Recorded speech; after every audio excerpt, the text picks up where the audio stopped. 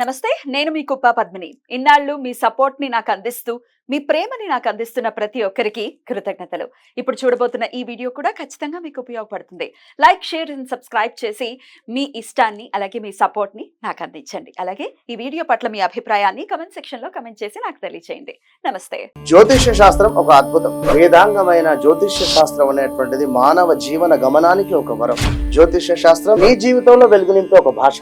ఆ భాష నీకు అర్థమైతే ప్రకృతి నీతో మాట్లాడుతుంది. అస్ట్రాలజీ నేర్చుకోవాలి అనుకునే వారికి అద్భుత అవకాశం. మురళీధర శర్మ గారి అస్ట్రాలజీ క్లాసెస్ అతి త్వరలో మొదలు కాబోతున్నాయి. 100% జాబ్ గ్యారంటీ. వివరాల కొరకు సంప్రదించండి.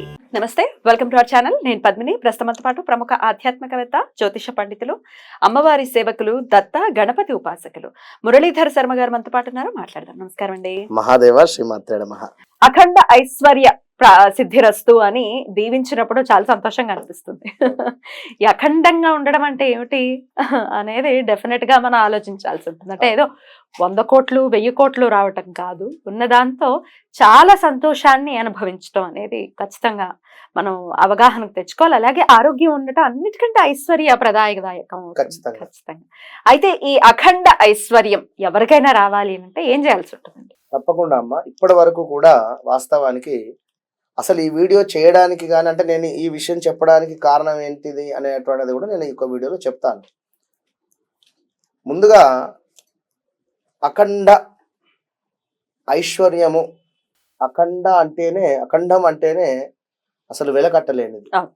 ఓకే, ఒక బ్రాహ్మణుల ఆశీర్వాదము జరుగుతుంది అక్కడ. చక్కగా కూడా ఇద్దరు దంపతులు కావచ్చును, లేదా ఒక పిల్లవాడు కావచ్చును, కూర్చుంటారు.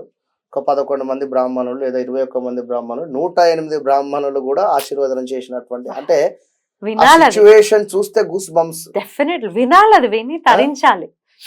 అలాంటి సిచ్యువేషన్స్ కూడా చూసినవి, చేయించినవి చాలా ఉన్నవి. అంటే నేను చెప్తున్నాను, ఇంతమంది కలిసి అక్షింతలు వేయడం, ప్రత్యేకించి ఉపనయనాలకి, పెళ్లిళ్ళకి పెళ్లిళ్ళకు బాగా జరుగుతుంది. ఎందుకంటే ఆశీర్వచనానికి గురువు గారు కావాలి అంటారు. అంటే జనరల్ గా కేవలం ఆశీర్వచనానికి, లేదా కొన్ని బర్త్డే ఫంక్షన్స్ సాయంకాలం పిలుస్తారు, లేదా ఏమైనా మనకు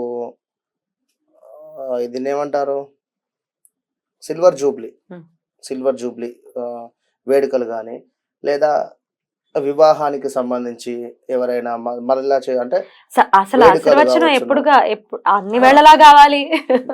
అయితే ఎస్పెషల్ గా వీరు కావాలి ఒక 11 మంది కానీ 21 మంది కానీ చెప్తారు. అంటే ఈ టాపిక్ ఎందుకు అంటే, బ్రాహ్మణులు ఆశీర్వచనం చేసేటువంటి సందర్భంలో ఎంతటి పవిత్రత ఉంటుంది మనసులో, అంతటి పవిత్రతతో అమ్మవారిని వేడుకోవాలి. అంతే నేను చెప్పేటువంటి టాపిక్ అది. మరి అంతటి పవిత్రతతో మనం వేడుకుంటామా, వేడుకోమా? కనుక అమ్మవారు అంటేనే ప్రీతి. ఇక్కడ కొడితే ఏనుగు కుంభస్థలాన్ని కొట్టాలంటారు. ఎందుకు వచ్చింది అక్కడ? మరి అలాంటి ఏనుగులు లక్ష్మీదేవికి ఎంతో ప్రీతి. ఈ యొక్క వాహనము గజము అంటేనే ఎంతో ప్రీతి. అలాంటి వాహనాలు అంటే గజము అంటే ఈ యొక్క ఏనుగు అభిషేకం చేస్తుండే అటువంటిది. చక్కగా కూడా అమ్మవారి యొక్క తొండం ముందు నుండి వారు అభిషేకం జరిగేటువంటి సందర్భం కింద అమ్మవారు చక్కగా కూడా కూర్చొని ఉండేటువంటి పరిస్థితి. ఇట్లా అమ్మవారు ఆశీర్వదించేటువంటి విధంగా కానీ, అంటే రకరకాలుగా ఉంటుంది అమ్మవారు యొక్క ఐడల్. అలాంటి ఇటు ఒక గజము, ఇటు ఒక గజము, ఏనుగు మధ్యలో అమ్మవారు కుంభాభిషేకం జరిగారు. అలాంటి ఐడల్ ఇది నేను మైసూర్ ప్యాలెస్ లో చూడడం జరిగింది. మీరు ఈ మధ్య వెళ్ళారు? అవును, మైసూర్ ప్యాలెస్ లో చూస్తే నేను షాక్ అయిపోయా. ఇది ఏమిటి అని చెప్పి నేను చూసా. రహస్య పరిహార శాస్త్రంలో దానికి ఒక ప్రత్యేకమైనటువంటి పరిస్థితి ఉన్నది. ఇందరా ఇక్కడ ఏదో తోసేయి, ఏదో పెట్టేయి అని చెప్పి మన దగ్గర చేస్తూ ఉన్నారు. ఇంతటి మహారాజే అంటే తన గురించి అని కాదు, ఇక్కడ మీరు అర్థం చేసుకోండి. ఇక్కడ అన్ని కోట్లు ఉండేటువంటి మనిషి అక్కడ భగవంతులకు ఆ విధమైనటువంటి మర్యాద, అక్కడ ఉండేటువంటి విగ్రహాలు కానీ ఎంతో అద్భుతంగా ఉన్నాయి. అందులో మనం ఎంత అంటే వారితో మనం పోల్చుకోవడం అని కాదు, మంచి మనసుతో ఖచ్చితంగా మీ యొక్క గుమ్మం మీద తీసేటువంటి డోర్కు దానికి సంబంధం ఉండదు. పైన మనం ఏమంటారు చౌకిట్, సింహద్వారం పైన చౌకిట్ కడప పైన, అదే సింహద్వారం పైన ఉండాలి. మీరు డోర్ తీసి ఇప్పుడు మనం ఆ యొక్క ఫోటో గానీ వారికి చూపెట్టండి. డోర్ తీసి పెట్టేటువంటి దాని మీద ఉండకూడదు. ఊరికే డోర్ తీయడము పెట్టడం అది కాకుండా అక్కడ ఒక ఛాన్స్. రెండవది, మీ యొక్క పూజా మందిరం అద్భుతంగా ఉంది అనుకుంటే పూజా మందిరంలో కూడా ఏమైనా ఆర్చి లాంటిది వస్తే ఆ ఆర్చి పైన కూడా వేయించుకోండి. మూడవ స్థానం వచ్చేసి బీరువా. ఇక్కడ బీరువా వచ్చేసి సౌత్ డైరెక్షన్ లో ఉండి నార్త్ వైపుగా చూడాలి. ఇది గమనించుకోండి. ఈ వైపుగా ఉండేటువంటి బీరువా పైన మీరు ఏదో 2 స్టిక్కర్లు తీసుకువచ్చి వేస్తా అంటే కుదరదు. ఖచ్చితంగా ఐడల్ అంటే మీరు ఒక బీరువా ఇవాళ రేపు మనకి ఏ విధంగా కావాలో కూడా తయారు చేసిస్తున్నారు కనుక కుదిరితే చక్కగా కూడా ఆ యొక్క లోపల 2 గ్లాసులు ఉండేటువంటి విధంగా, అంటే లోపల అమ్మవారి మధ్యలో అమ్మవారి యొక్క విగ్రహము, ఇది మనం చెప్పినటువంటి విధంగా ఏనుగు బొమ్మలు ఉండేటువంటి విధంగా చూడండి. లేదా లోపల లాకర్ లో కూడా ఉంటది. లాకర్ తీసేటువంటి డోర్ కు వేసేటువంటి డోర్ కూడా వస్తున్నవి పెట్టుకోవచ్చు, బాగుంటుంది. ఇట్లా చేయండి.